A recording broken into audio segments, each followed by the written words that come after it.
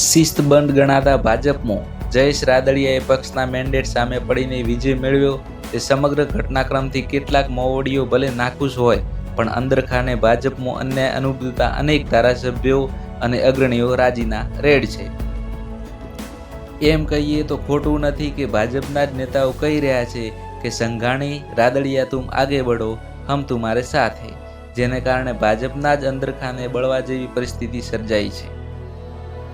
કેટલા સમયથી શિસ્ત અને મોવડી મંડળના આદેશને નામે મંત્રીમંડળ કે સંગઠનમાં મૂળ કોંગ્રેસીઓને મહત્વના પદે બિરાજમાન કરી દેવાયા છે, જેથી ભાજપમાં એક મોટો વર્ગ પ્રદેશ નેતાગીરીથી નારાજ છે.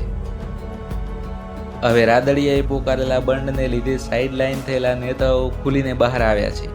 ઇફકોની ચૂંટણીને ભાજપમાં મોટો વર્ગ અશિસ્ત નહીં પણ પક્ષની આંખ ખોલનારી ઘટના ગણાવી રહ્યા છે.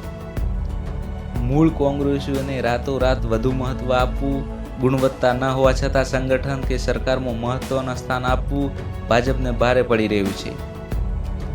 વડોદરામાં લોકસભાની ટિકિટ રંજનબેન ભટ્ટને અપાઈ હતી. તેમની સામે ઉગ્ર વિરોધ થતાં તેમને ટિકિટ બદલવી પડી હતી. 2022ની ચૂંટણી પછી નવા મંત્રીમંડળમાં સ્થાન ન અપાયું ત્યારથી રાદડિયા નારાજ ચાલી રહ્યા છે.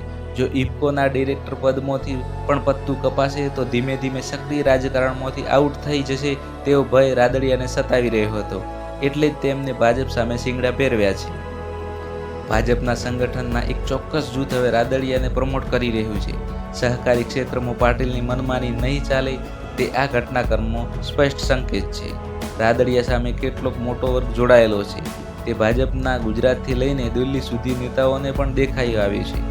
રાદડિયાએ તેમના પક્ષે ખાસી ચોખવટ પણ કરી છે. હવે ભાજપની નેતાગીરી રાદડિયા સહિત ટોચના પાટીદાર નેતાઓ સામે અશિસ્તના પગલાં લઈ શકવા અશક્તિમાન છે, કેમ કે ભાજપમાંથી કેટલાકને તે સસ્પેન્ડ કરાશે.